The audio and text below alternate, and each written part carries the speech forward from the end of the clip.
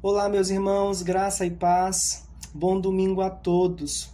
É com grande alegria que eu agora vou ler a palavra de Deus e pregar a mesma para esse povo que Deus salvou em Cristo Jesus. Hoje que nós comemoramos o domingo de Páscoa. A Páscoa é uma palavra que significa passagem e o evento que marca essa história, que marca essa palavra, está registrada em Êxodo, capítulo 12. Ali, no contexto imediato de Êxodo, capítulo 12, Deus está tirando o povo das garras do Egito e então ele vai passar com o anjo da morte para matar todos os primogênitos, tanto de animais como dos homens. E o povo de Israel deveria sacrificar um cordeiro e passar o sangue daquele cordeiro em suas portas, e o anjo da morte não tocaria no povo de Deus. E então nós olhamos para o Novo Testamento e Cristo é considerado o Cordeiro Pascal, o Cordeiro que tira o pecado do mundo. Então esse evento de Êxodo capítulo 12 era o prenúncio do sacrifício de Jesus Cristo, que com o seu sangue nos justificaria. A morte não reinaria mais sobre nós, a morte é eterna. Sobre nós não há mais nenhuma condenação. O Senhor nos escolheu e nos salvou através do sacrifício do Cordeiro Pascal, Jesus Cristo. Cristo é a nossa Páscoa. O Evangelho é a boa nova de salvação. E nesse domingo tão especial, eu vou ler com vocês um texto que se encontra na primeira carta de João, capítulo 2, do verso 1 ao verso 2. 1 João, capítulo 2, versículo 1 e versículo 2. O tema da mensagem é Cristo, o advogado justo. Então vamos ler a palavra de Deus. Filhinhos meus, estas coisas vos escrevo para que não pequeis. Se todavia alguém pecar, temos advogado junto ao Pai, Jesus Cristo, o justo. E ele é a propiciação pelos nossos pecados, e não somente pelos nossos próprios, mas ainda pelos do mundo inteiro. Graças a Deus por sua palavra. Vamos orar. Senhor, te buscamos nesta hora. Ajuda-nos a compreendermos a tua palavra lida e que será pregada. Nos torna sensíveis ao teu direcionamento. Nos dê fé e obediência. Recebe toda a glória. Nós oramos em nome de Jesus Cristo. Amém. Amém, irmãos. Em um livro intitulado Os Grandes Julgamentos da História, José Roberto de Castro Neves organiza várias opiniões de vários juristas sobre vários casos que impactaram o mundo. E um desses casos é do ex-jogador O.J. Simpson. Ele era um astro do esporte, um símbolo de conquista e de superação, principalmente quando você pensa em comunidades negras. E em determinado momento da sua vida, ele foi acusado de assassinar a facadas a sua ex-mulher, Nicole Brown, tá? E um amigo dele também, chamado Ronald Goldman. O juiz da Suprema Corte de Los Angeles presidiu o julgamento e decidiu abrir a sala do julgamento para a imprensa. E então o caso do O.J. Simpson ganhou o mundo. Tanto é que ele ficou conhecido como o julgamento do século. Mas apesar de a promotoria comprovar que Nicole fora vítima de sucessivas agressões físicas por parte do ex-jogador, e apesar também do DNA do réu ter sido encontrado na cena do crime, em outubro de 1995, ele foi inocentado pelo júri no processo penal. Bom, quando nós olhamos para a Bíblia, aprendemos que, longe de Jesus Cristo, todos os homens estão sob condenação. Já estão julgados.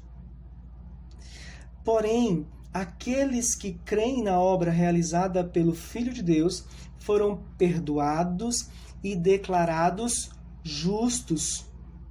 Nós lemos um trecho da primeira carta que escreveu o apóstolo João. E no último capítulo, o capítulo 5, nós temos uma referência sobre a razão principal desse escrito.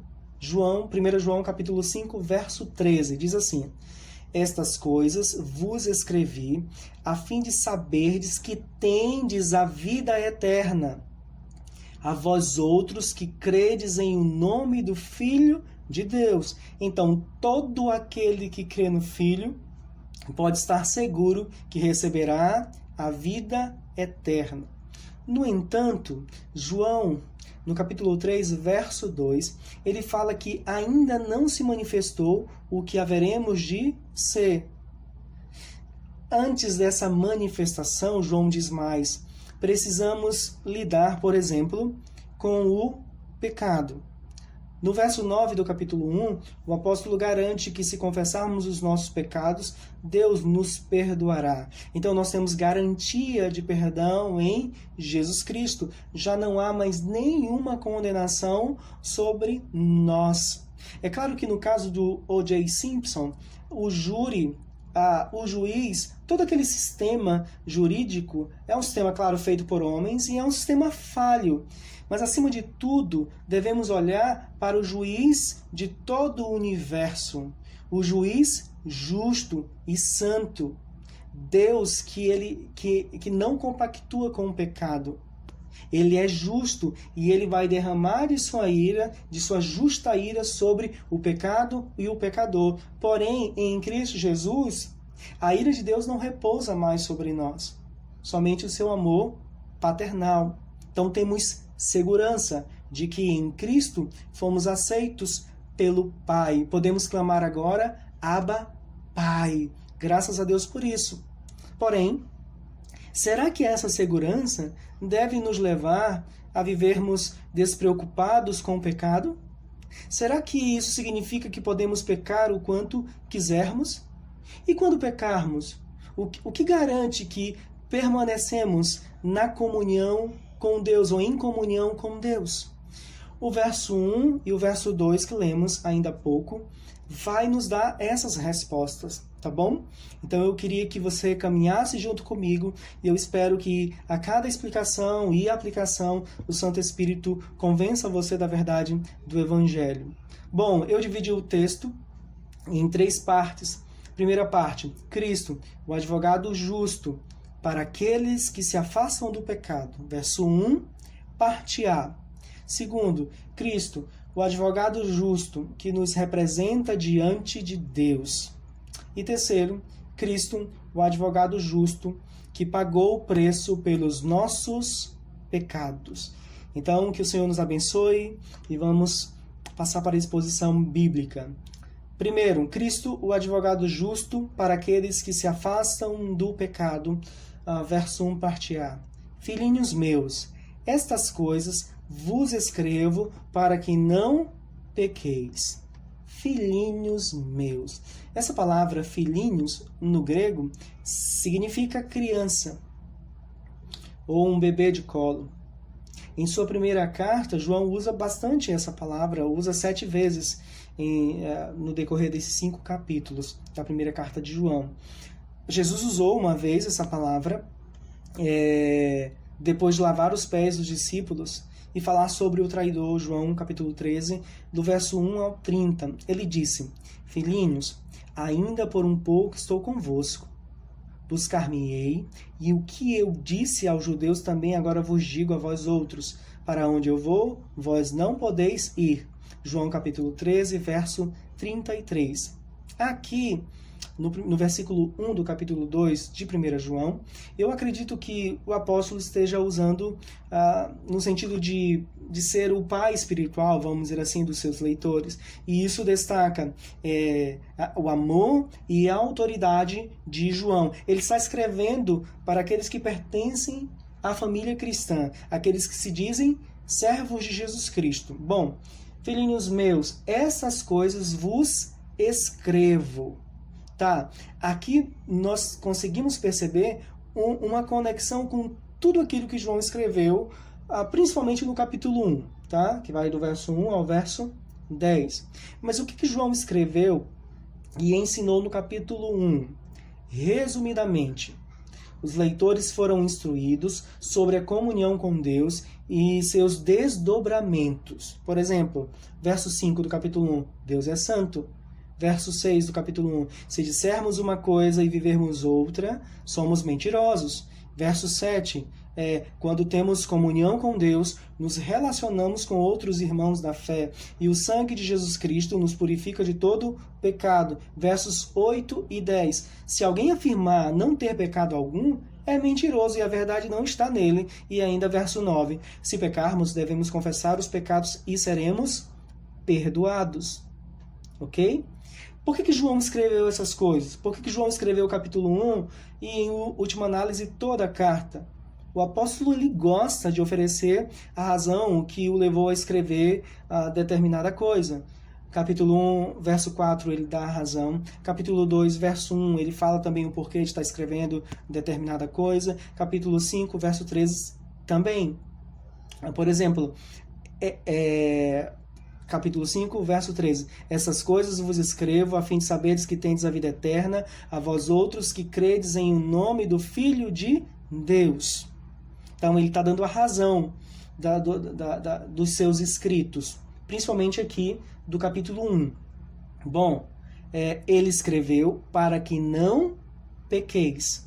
Verso 1 aí do capítulo 2.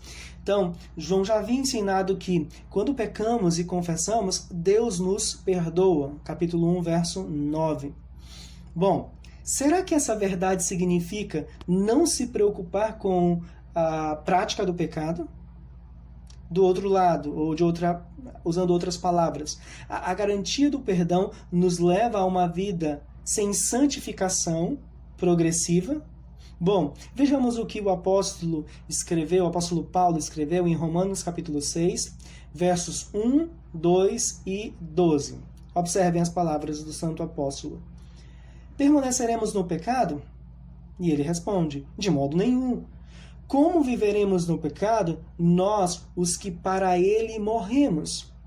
Não reine, portanto, o pecado em vosso corpo mortal, de maneira que obedeçais às suas paixões. Romanos capítulo 6, versos 1, 2 e 12. Então, conforme os escritos paulinos e o texto que estamos trabalhando agora, a resposta é não. Absolutamente não. Olhem o que João diz em outra parte desta carta, 1 João 3, verso 9. Todo aquele que é nascido de Deus não vive na prática do pecado. Ou seja, quem vive na prática do pecado não veio de Deus. A divina semente, como ele vai usar em outro momento, não está naquela pessoa que diz ser cristã e ao mesmo tempo é escravizada pelo pecado. Ou seja, a certeza do perdão não serve para que pequemos mais.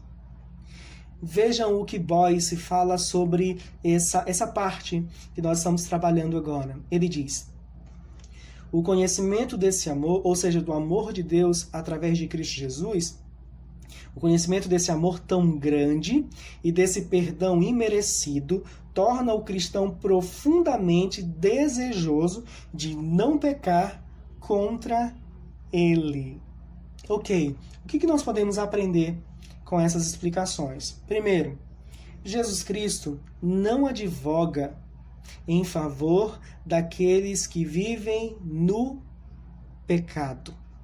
Vou repetir, Jesus Cristo não é o advogado diante do Pai daqueles que vivem na prática do pecado e que, claro, evidenciam com essa escravidão que não nasceram de novo, que não creem em Jesus Cristo. Bom, vejamos 1 João capítulo 3, versos 7 e 10. Verso 7 ao verso 10. Eu vou ler para vocês. Filhinhos, não vos deixeis enganar por ninguém. Aquele que pratica a justiça é justo, assim como ele é justo. Aquele que pratica o pecado procede do diabo, porque o diabo vive pecando desde o princípio. Para isto se manifestou o Filho de Deus, para destruir as obras do diabo. Todo aquele que é nascido de Deus não vive na prática do pecado, pois o que permanece nele é a divina semente. Ora, esse não pode viver pecando, porque é nascido de Deus. Nisto são manifestos os filhos de Deus e os filhos do diabo. Observem, todo aquele que não pratica a justiça não procede de Deus, nem aquele que não ama a seu irmão. Outro texto, 1 João capítulo 5, verso 18. Sabemos que todo aquele que é nascido de Deus não vive em pecado. Observem que no capítulo 1, João vai dizer: aquele que diz que não tem pecado é mentiroso. Ele está mostrando que o verdadeiro cristão, antes da glorificação, ele luta contra o pecado. O caminho não é a negação. O caminho é a confissão. E muito menos nós devemos entender a garantia de perdão em Cristo Jesus como uma carta em branco para você pecar o quanto quiser. Como deixa a vida me levar. Não é assim. Os que vivem na prática do pecado, para aqueles que vivem na prática do pecado e estão na igreja, devo dizer a você, você não tem comunhão com Deus. Se você é escravizado pelo pecado, se você não cresce em santidade, é porque provavelmente você não pertence a Deus. Você não tem comunhão com Deus. Outra coisa, para você que vive na prática do pecado, para você que é escravizado pelo pecado, para você que tem um estilo de vida marcado por desobediência, por falta de amor pela palavra e de obediência à palavra de Deus, eu devo dizer a você, Jesus Cristo não intercede por você. Jesus Cristo não é o seu advogado diante do Pai, ou seja, você está sob condenação, e condenação eterna. Outra verdade que nós aprendemos aqui: ler e obedecer a palavra de Deus nos traz santificação. Observe alguns textos. 1 João capítulo 2, versos 4 e 6. Verso 4 primeiro. Aquele que diz, eu o conheço, e não guarda os seus mandamentos, é mentiroso, e nele não está a verdade. Agora observem o verso 6. Aquele que diz que permanece nele, esse deve também andar assim como ele andou. E andar aqui é estilo de vida, é o desenvolvimento da vida, tá? No verso 4 vai dizer, olha, uma pessoa que se diz cristã, que diz que tem comunhão com Deus, mas não guarda a palavra, não crê em Jesus Cristo, por exemplo, não ama o seu irmão, não é orientado e não obedece à palavra de Deus, essa pessoa está mentindo, ela está se enganando. Deus nos salvou para a santificação. A garantia de salvação não nos torna mais pecadores, pelo contrário, a garantia de salvação nos leva a trilhar por esse caminho de santidade, assim como Cristo andou. 1 Tessalonicenses capítulo 4, verso 3. Pois esta é a vontade de Deus, a vossa santificação. Ainda nessa carta, verso 7. Porquanto Deus não nos chamou para a impureza, e sim para a santificação. Ora, ler e obedecer a palavra de Deus nos traz santificação. Então você precisa, e eu preciso também, meditar diariamente na palavra de Deus. E não somente meditar, mas obedecer. Eu não sei se vocês lembram do último sermão, eu citei um teólogo chamado Kevin Van Hooser. E no trecho que eu destaquei, de uma das obras desse irmão, ele diz que ler a palavra não deve ficar apenas nesses conceitos de que a Bíblia é superior a todos os outros livros, ou ler regularmente. Isso é importante, mas não é só isso. O Van Hooser vai dizer que a nossa leitura deve ser uma leitura formativa. O que ele queria dizer com isso é que nós devemos nos conformar aos ensinos da palavra de Deus. Devemos ser moldados àquilo que a Escritura fala. Não só decorar conceitos, não apenas ser um conceito elevado da palavra, não só ter regularidade na leitura da palavra, mas obedecer à palavra de Deus. Ler e obedecer, meditar na palavra de Deus, nos trará santificação. Olhem Salmo 119, verso 9. De que maneira poderá o jovem guardar puro o seu caminho?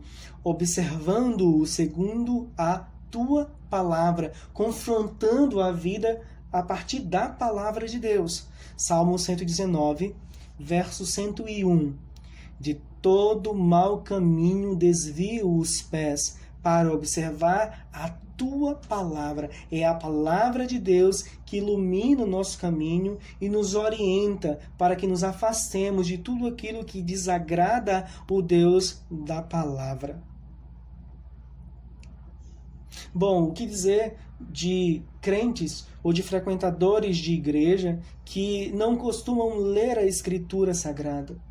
Bom, primeiro, eu quero te estimular. Eu quero convidar você a conhecer o inexplicável prazer que sentimos ao lermos e obedecermos à santa palavra. Oh, meu irmão amado, não se afaste desse livro, não se afaste das santas linhas. Por favor, comece o dia ouvindo o Senhor por meio da sua palavra e termine o seu dia ouvindo o Senhor por meio da palavra.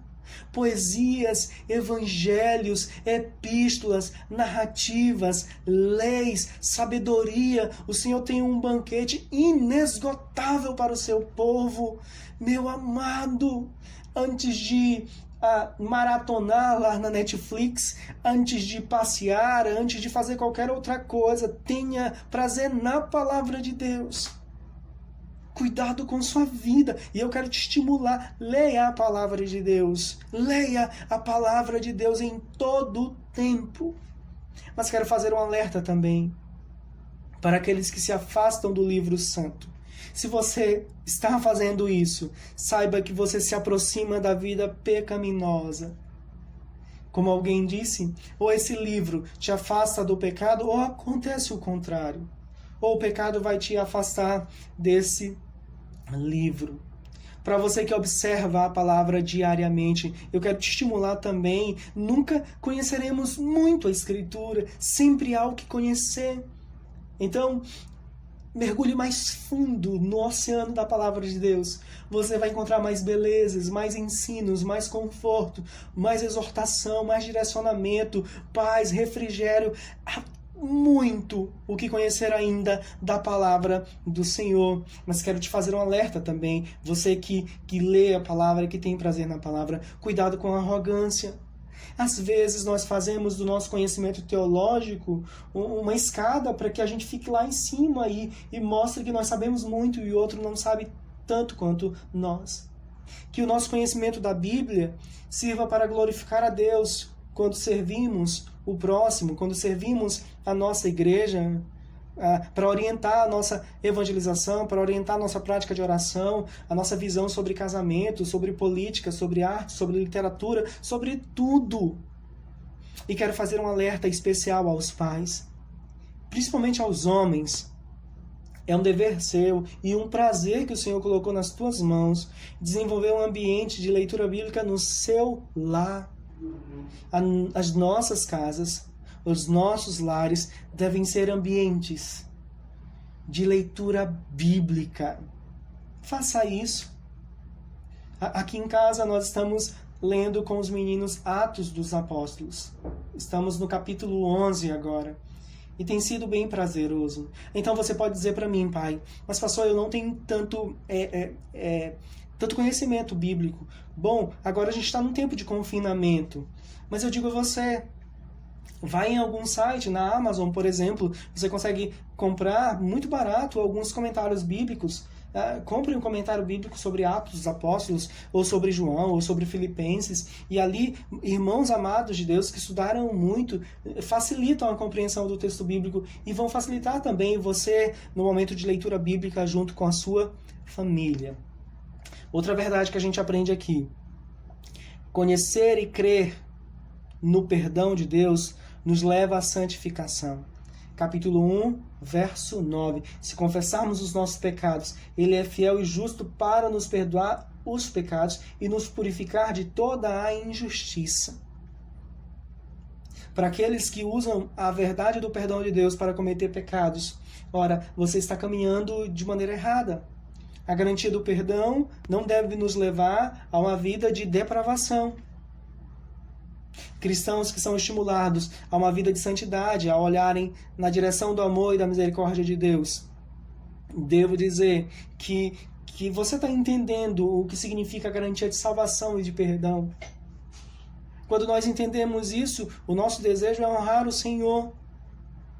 Como não amar o Senhor e honrar a sua vontade ao ler, por exemplo, 1 João capítulo 3, versos 1 e 3. Vede que grande amor nos tem concedido o Pai, a ponto de sermos chamados filhos de Deus, e assim mesmo se purifica todo aquele que nele tem esta esperança, assim como ele é puro. Ou seja, quanto mais entendemos o inexplicável amor de Deus, quanto mais entendemos a profundidade da misericórdia de Deus, muito mais nós queremos servir o Senhor em santa obediência. Ouçam, meus irmãos, ouçam.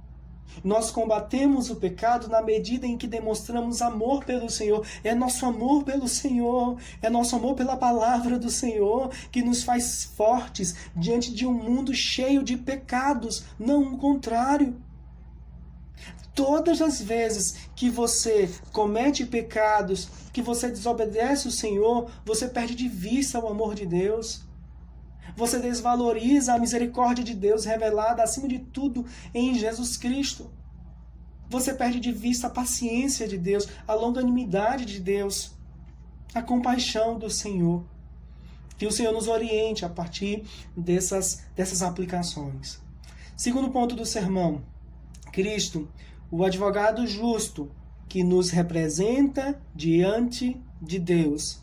Olhe para a sua Bíblia, verso 1, parte B. Se todavia alguém pecar, temos advogado junto ao Pai, Jesus Cristo, o justo. Quantos pecados você cometeu esta semana? Você pecou hoje? Eu lembro que alguns monges, no passado, foram orar no deserto em busca de santidade. E com o passar dos dias, eles perceberam que o pecado os acompanhava ali também. Nós pecamos, irmãos, todos os dias. Todos os dias. O maior dos santos nessa terra, na prática, pecou. Nós pecamos em palavras, pensamentos, às vezes por nossas ações ou omissões. João, nos próximos versículos, responde a seguinte pergunta: como a comunhão com Deus pode ser restaurada quando eu peco? O que você deve pensar sobre você mesmo e sobre Deus quando você peca? Bom, primeiro, Cristo é a base para buscarmos o perdão dos nossos pecados. Se todavia alguém pecar, temos advogado junto ao Pai. A palavra advogado, no sentido que João utiliza aqui na sua primeira carta, significa alguém que nos defende. E a palavra está aí no sentido passivo, como alguém que é solicitado. Entendem? Então, Cristo, nosso advogado, é aquele que devemos chamar quando pensarmos no tribunal de Deus. Vamos falar assim, no tribunal de Deus. Jesus Cristo nos representa diante do Pai. Lucas capítulo 12, verso 8. Observe. Digo-vos ainda, todo aquele que me confessar diante dos homens, também o Filho do Homem o confessará diante dos anjos de Deus. Ele é o nosso sumo sacerdote. Ele é o nosso representante. E ele é o advogado justo. Aqui nós temos uma referência ao caráter de Jesus Cristo. Ele é um representante perfeito. Sobre o nosso advogado, Pedro escreveu: qual não cometeu pecado, nem dolo algum se achou em sua boca. 1 Pedro capítulo 2, verso 22. O escritor da carta aos Hebreus mostrou que nosso intercessor, nosso advogado, nosso representante, ele é compassivo e ele conhece nossas fraquezas. Porque não temos sumo sacerdote que não possa compadecer-se das nossas fraquezas. Antes, foi ele tentado em todas as coisas, à nossa semelhança, mas sem pecado. Hebreus capítulo 4, verso 15. E ainda diz mais: por isso, também pode salvar totalmente os que por ele se chegam a Deus, vivendo sempre para interceder por eles. Hebreus capítulo 7, verso 25. Um intercessor perfeito, justo e que foi aceito pelo Pai. Um comentarista da Bíblia ilustra muito bem esse ponto. Olha o que ele diz: o pecador precisa de um advogado indicado pela corte para representá-lo. Deus, que é o queixoso, indica seu filho para ser intercessor e ajudador da defesa. Então, com este advogado, nenhuma acusação nos condenará. Apocalipse capítulo 12, verso 10. Somente um Salvador justo pode nos purificar de toda injustiça. 1 João capítulo 1, verso 9. Quem é esse advogado justo? Ele é Jesus Cristo, o Salvador, o Messias enviado por Deus, que cumpriu as exigências da lei, que nasceu através da Virgem Maria, no poder do Espírito Santo, e que veio salvar os eleitos de Deus. Para esclarecer ainda mais essa intercessão que Jesus Cristo faz em nosso favor, ouçam as palavras de Lloyd Jones. Se mais uma vez eu puder falar com reverência ao discutir um assunto tão elevado e santo, está lá, como se fosse para dizer a Deus: é correto e justo que tu perdoes os pecados dessas pessoas, pois eu suportei os seus pecados e o castigo deles. O advogado se volta ao Pai e diz: devo te pedir para colocar a tua lei de lado. Estou aqui apenas para te lembrar de que a lei foi cumprida, a morte morreu, a punição foi decretada. Eles estão livres, pois morri por eles. Aleluia! Louvado seja Deus por tão grande intercessor, por tão justo advogado que nós temos, meus irmãos. Louvado seja Deus! E nós aprendemos coisas maravilhosas aqui. Primeiro, o pecado é uma realidade na vida daqueles que foram perdoados em Cristo Jesus. Um caminho errado que nós tomamos quando o assunto é o pecado: negar que pecamos. O caminho não é esse. Maquiarmos as nossas práticas pecaminosas como se fossem apenas fraquezas, coisas naturais que nós herdamos dos nossos familiares, etc. Pecado é pecado, irmãos. Pecado é pecado. E sem a ajuda do nosso intercessor, estaríamos separados de Deus para sempre. Outro caminho errado: usar o perdão que temos em Cristo como desculpa para pecarmos mais. Nós falamos um pouco sobre isso. A garantia de perdão nos leva à santificação. Pelo menos é isso que a Bíblia ensina. Outro caminho errado: pensar que perdemos a salvação quando pecamos. Eu sei que quando nós pecamos e nos arrependemos verdadeiramente, aquela angústia, aquela tristeza nos alcança. Mas às vezes a gente acaba pensando que Deus deixou de nos amar, como se o amor de Deus dependesse do nosso amor, como se a fidelidade de Deus dependesse da nossa fidelidade. Ah, irmãos, se fosse assim, todos estaríamos no inferno. Mas não é assim. Os nossos pecados foram lavados, foram justificados. O preço da nossa dívida foi paga na cruz pelo nosso justo advogado. Então nunca pense que você perdeu a salvação porque você cometeu um pecado. É claro que isso não significa que você não deva se preocupar com as práticas pecaminosas. Deus nos salvou para a santificação, para nos conformar à imagem de Jesus Cristo. E se você é crente de verdade, se você foi regenerado, o Santo Espírito vai convencê-lo dessa verdade. Eu tenho absoluta certeza. Mas quero orientar também. Comece a tratar seus pecados lendo as Escrituras. Olhe para a palavra. Ore também para que Deus produza santidade em você. Às vezes queremos produzir santidade por nós mesmos e não conseguimos. Sem o Santo Espírito de Deus, não seremos convencidos de que a palavra de Deus é a palavra de Deus. Não cresceremos em santidade. Confesse seus pecados também. Participe de discipulado. Converse com um irmão maduro na fé. Eu não estou dizendo para você contar seus pecados para todo mundo, mas veja o testemunho de um irmão fiel, de um casal fiel da igreja, de um diácono, de um presbítero, do pastor, enfim, mas confessem. Precisamos de ajuda. Precisamos de ajuda. Não devemos fechar os olhos para os nossos irmãos na igreja local. Eles podem nos ajudar. Também literaturas que te fortalecem na luta contra o pecado. E em especial eu quero indicar um livro do John Owen chamado Para Vencer o Pecado e a Tentação. Salvo engano, foi publicado pela editora Cultura Cristã.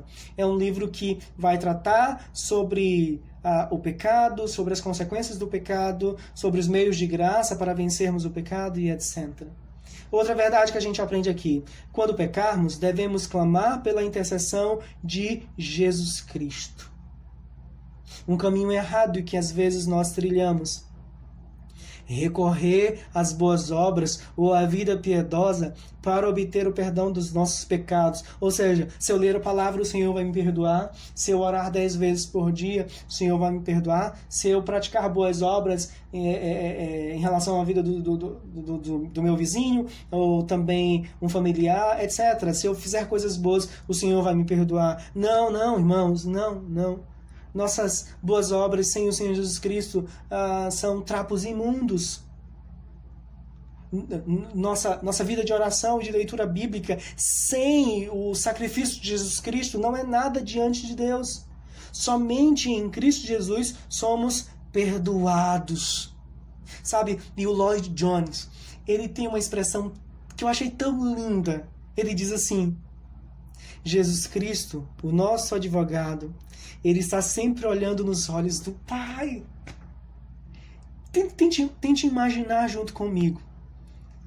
Cristo, Jesus, o Filho eterno, está olhando para o Pai e intercedendo por nós, olhando nos olhos do Pai. E Ele é o nosso intercessor. Seu sacrifício reverbera diante do Pai. E o Pai aceitou esse sacrifício. E todos aqueles que creem nesse sacrifício, nessa obra de redenção, são aceitos pelo Pai.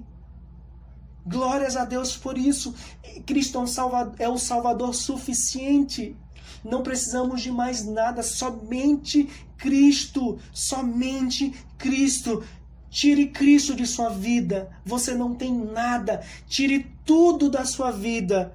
Se você tem Cristo, você tem tudo. Você tem tudo. Você foi perdoado, abraçado como um filho, reconciliado.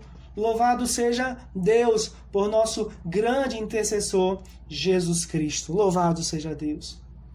E então chegamos no terceiro ponto do nosso sermão, o último ponto. Cristo é o advogado justo que pagou o preço pelos nossos pecados. Olha o verso 2. E ele é a propiciação pelos nossos pecados, e não somente pelos nossos próprios, mas ainda pelos do mundo inteiro.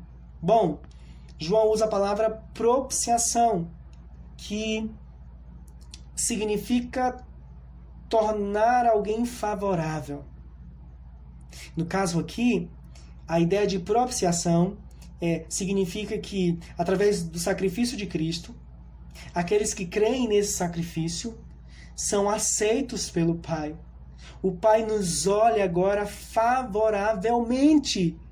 A ira de Deus foi desviada de nós e colocada sobre Jesus Cristo, o Filho amado. E agora nós somos alvos desse amor glorioso de Deus.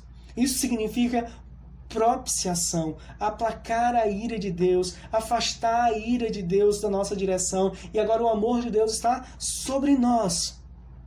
O texto diz que Ele é Ele é, aqui é uma referência a Jesus Cristo. Jesus Cristo, ele é a propiciação. E essa linguagem nos faz lembrar do Antigo Testamento, onde o sumo sacerdote, ele levava um animal para ser sacrificado para que o povo pudesse se relacionar com Deus.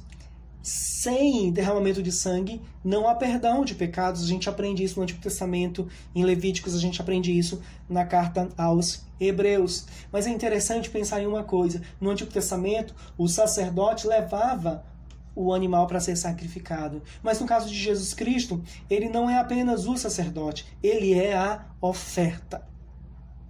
Nosso advogado justo é aquele que nos representa diante do Pai, que intercede por nós, que como sumo sacerdote ofereceu um sacrifício ao Pai, sendo ele mesmo esse sacrifício. E esse sacrifício foi aceito por Deus, e ele foi em favor dos nossos pecados, diz o texto de 1 João. Então os leitores da carta e todos os que creem em Jesus Cristo tiveram os seus pecados pagos na cruz do Calvário. Mas o texto fala também sobre os pecados do mundo todo. Aqui não é universalismo, mas é uma referência aos vários tipos de pessoas que temos no mundo. O sacrifício de Cristo salva o povo eleito, independente de cor, independente de raça, independente de capacidade intelectual. Deus em Cristo salva os seus eleitos, de forma que isso não pode mudar. Glórias a Deus por isso. Nós aprendemos algumas coisas aqui. A primeira delas, Deus não é favorável a ninguém que não creia em Jesus Cristo. E nesse período de Páscoa, a coisa mais importante que você deve pensar agora, ou perguntar é, será que Deus me olha favoravelmente? Então você pode dizer o seguinte, claro que sim, eu sou uma pessoa boa, eu sou uma pessoa justa, eu sou uma pessoa honesta, eu sou uma pessoa que ajuda os mais necessitados, eu sou uma pessoa que contribuo com a causa dos mais necessitados, enfim. Sou fiel à minha esposa, amo os meus filhos, trabalho de maneira digna, etc. Mas nada disso te torna favorável a Deus ou te faz aceito por Deus. Nada disso. Nada disso. Se você não está em Cristo Jesus, a ira de Deus está sobre você. E a minha grande esperança é que você creia que o que eu estou falando é verdade. Não adianta nada comemorar Páscoa ano após ano, se emocionar com as peças aí de teatro, nas praças, ou filmes nos cinemas, ou na televisão da sua casa. Não adianta nada. Não adianta nada orar apenas, ou rezar apenas no dia da Páscoa, aí no domingo, aí no almoço na sua casa, se você ainda não se entregou a Cristo, se você ainda não se vê como um pecador digno da ira santa de Deus, e que você não tem nada para mudar essa situação a não ser reconhecer os seus pecados e crer em Jesus Cristo. Então, quem não crê em Jesus Cristo não é favorável ou não é aceito pelo Pai. Outra verdade, somente a obra de Jesus Cristo faz Deus nos tratar favoravelmente. Favoravelmente. Eu quero ler agora um trecho de um comentário do Lloyd Jones, que eu achei bem interessante, só para fortalecer esse princípio. Vamos lá, abre aspas. Em certo sentido, essa é a doutrina de toda a Bíblia, ou seja, somente em Cristo nós somos aceitos pelo Pai, por Deus. Tudo no Antigo Testamento aguarda esta pessoa com expectativa. Tomem tudo o que podem ler em livros como Êxodo, Levítico e Números, e em outros livros, a respeito do que Deus disse à nação de Israel naquela antiga dispensação, os holocaustos, as ofertas de paz e as várias ofertas de cereais e todas essas coisas. Observem todas as grandes cerimônias e rituais e todas as coisas ligadas ao tabernáculo e ao templo, todas essas instruções minuciosas. Todas eram apenas tipos e sombras do que estava para acontecer de forma plena e final no Senhor Jesus Cristo.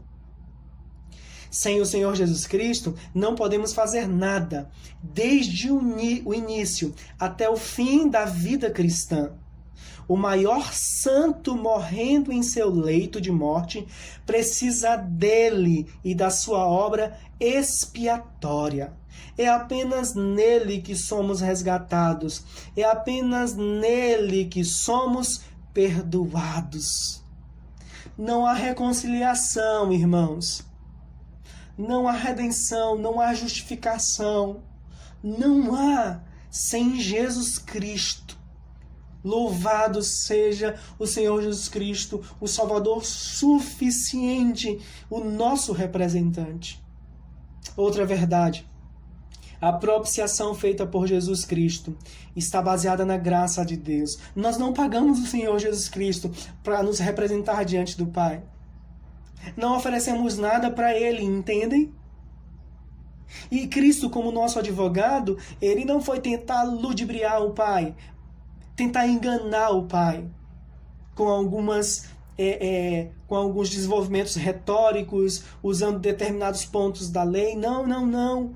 Cristo é um advogado que reconhece que aqueles a quem ele representa são pecadores, que erraram, que desobedecem à lei. Mas ele, esse advogado justo, que olha nos olhos do Pai agora mesmo, nesse exato momento, ele pagou o preço pela nossa dívida. Ele se responsabilizou pelas nossas transgressões. E mais do que isso, Ele colocou sobre nós, Ele nos vestiu com a sua santidade, com sua obediência perfeita. É por isso que não há condenação sobre nós.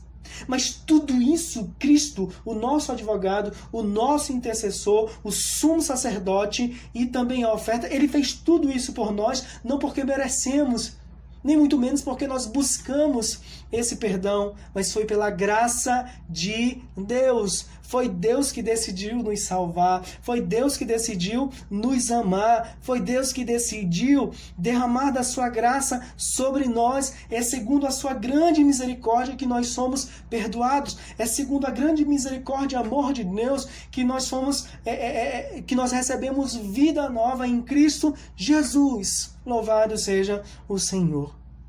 Cristo, o advogado justo para aqueles que se afastam do pecado. Cristo é o advogado justo que nos representa diante de Deus. Cristo é o advogado justo que pagou o preço pelos nossos pecados. Louvado seja o Senhor pelos séculos dos séculos, que nos salvou em Cristo Jesus e que agora temos a certeza, porque agora temos a certeza também de que Cristo intercede por nós e um dia Ele virá e então herdaremos o novo céu e a nova terra. Deus abençoe vocês, meus irmãos, e que nesse domingo vocês possam refletir de maneira mais profunda e carinhosa na obra santificadora de Jesus Cristo. Vamos orar? Senhor, queremos te agradecer, porque pela tua graça, Jesus Cristo é nosso grande sumo sacerdote. Jesus Cristo é a oferta. Jesus Cristo é o Cordeiro que foi sacrificado. Te louvamos, ó Deus, porque o Senhor aceitou a obra do teu Filho. E todos aqueles que confiam na obra do Filho são aceitos pelo Pai. Queremos te agradecer também, Senhor, porque Jesus Cristo, teu Filho eterno, intercede por nós. É o advogado justo que está diante do Pai e intercede diariamente, segundo após segundo, pelo povo eleito de Deus. Obrigado, ó Deus, porque Cristo é o nosso advogado justo.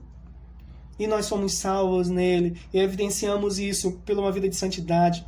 Obrigado, ó Deus, porque Cristo é o advogado que nos representa diante do Pai. É o advogado que pagou o preço pelos nossos pecados. Ó Senhor, aplica esse sermão nas nossas vidas, nos direciona para a tua glória. Oramos em nome de Jesus Cristo. Amém, amém e amém.